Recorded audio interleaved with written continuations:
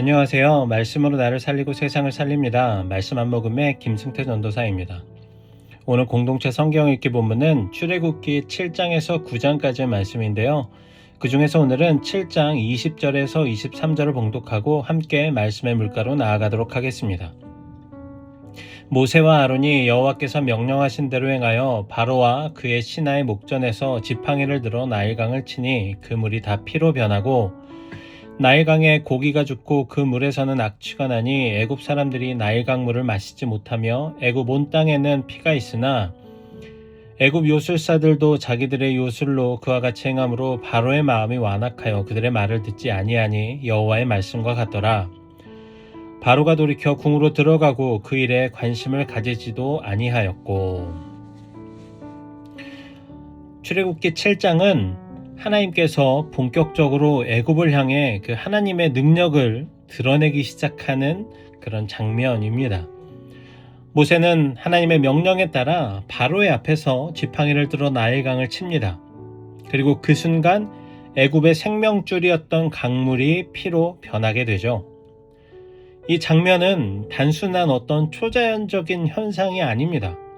여러분, 나일강은 애굽 이집트 문명의 근간이었고 또 이 나일강은 이집트인들에게는 신적인 존재로 숭배받던 대상이었습니다. 하나님은 이 애굽의 신화 그 자체를 흔드신 것입니다. 그런데 이 강력한 기적 앞에서 사람들의 반응은 똑같지가 않습니다. 어떤 사람들은 두려워하고 어떤 사람들은 당황하고 그리고 바로는 마음이 더 완악해졌습니다. 왜 그렇게 마음이 더 완악해졌을까요? 왜냐하면 애굽의 요술사들도 이와 비슷한 일을 해냈기 때문입니다. 바로는 아마 이렇게 생각했을 것입니다. 이거는 어떤 신의 역사라기보다는 마술 혹은 요술 같은 기술이야. 우리 애굽의 요술사들도 할 수 있어. 설명이 가능한 영역이야. 여기서 중요한 점이 있습니다. 여러분, 바로는 기적을 부정하지 않았습니다. 하나님의 능력을 보지 못한 것도 아닙니다. 바로는 그 기적을, 하나님의 기적을 자기의 생각 안으로 끌어내렸을 뿐입니다. 그리고 그 순간 바로의 마음은 하나님을 향해서 열리는 대신에 더 단단하게 닫히기 시작합니다. 더 단단하게 굳어지기 시작합니다. 사실 이 장면은 우리에게 낯설진 않습니다. 우리 역시 이렇게 반응할 때가 많기 때문입니다. 이해가 되면 믿고 설명이 되면 받아들이고 납득이 되지 않으면 보류합니다. 우리는 이것을 어떻게 이야기하냐면 이성적이다 또는 현실적이다 라고 흔히 이야기합니다. 그러나 여러분, 성경은 분명하게 말씀합니다. 그러한 태도가 반복이 되면 완악함이 된다고 말입니다. 완악함이라고 하는 것은 단순히 하나님을 안 믿는 상태가 아닙니다. 오히려 완악함은 이런 태도입니다. 하나님을 믿기는 믿는데 내가 통제 가능한 그 범위 안에서만 믿겠다.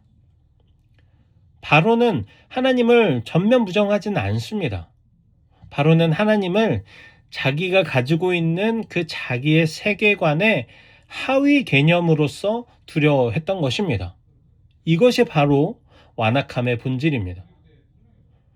그래서 여러분, 본문의 마지막 절은 매우 의미심장한 말씀입니다. 23절입니다. 바로가 돌이켜 궁으로 들어가고 그 일에 관심을 가지지도 아니하였고. 바로는 분노하지도 않았습니다. 공개적으로 하나님을 조롱하지도 않았습니다. 바로는 그냥 무시했습니다. 완악함은 여러분 종종 이렇게 시작이 됩니다.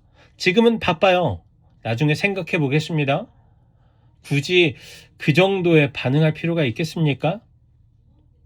그러나 여러분, 나중은 오지 않습니다.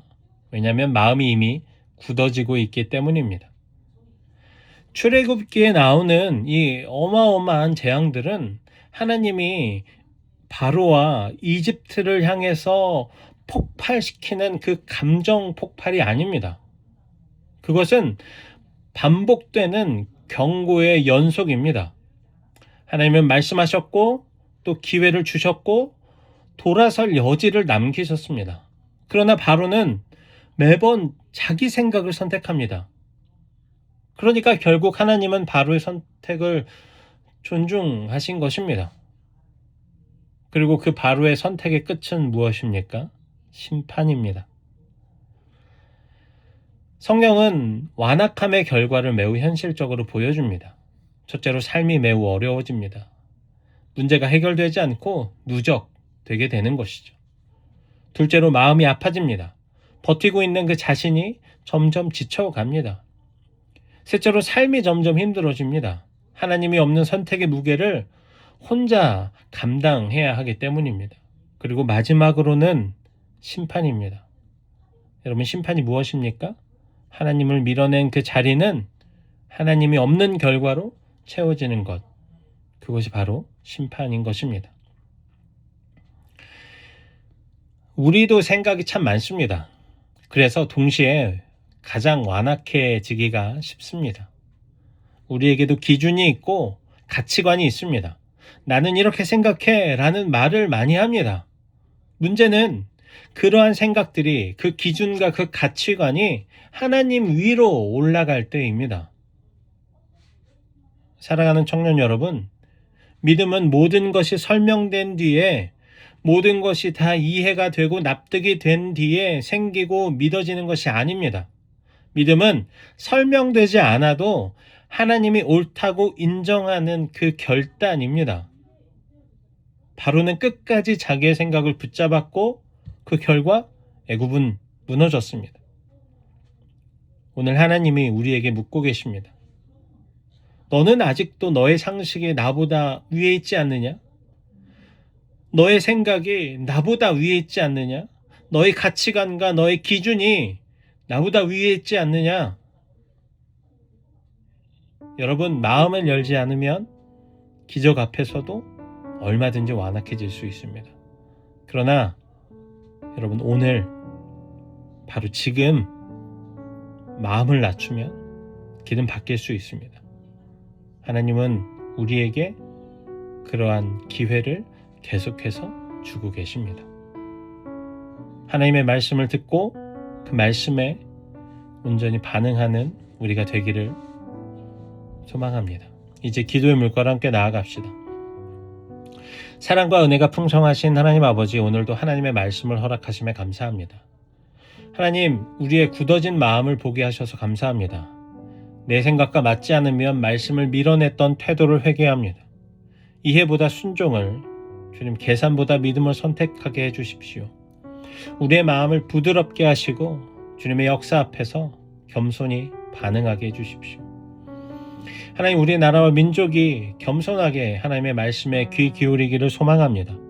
하나님이 세우신 이 나라의 지도자들이 하나님을 경외함으로 어지럽고 혼란한 시대 가운데에서 하나님의 공의가 강물처럼, 평화가 등불처럼, 사랑이 햇빛처럼 넘쳐 흘러나기를 소망합니다. 하나님, 우리나라와 민족을 안아주시고 주님의 길로 인도해 주십시오. 또한 갈라진 이 땅이 하나님의 사랑으로 하나가 되고 복음으로 통일이 되게 하여 주십시오. 주님, 오늘 하루를 축복해 주십시오. 거친 하루를 살아가는 우리 청년들에게 찾아가셔서 위로해 주시고 그들의 삶을 축복해 주십시오. 오늘 하루 만나는 모든 삶의 영역과 상황과 관계에서 하나님 보시기에 꼭 필요한 것들로 채워주시고 지혜를 주시고 만남의 축복을 허락해 주십시오. 감사합니다. 사랑합니다. 예수님의 이름으로 기도합니다. 아멘.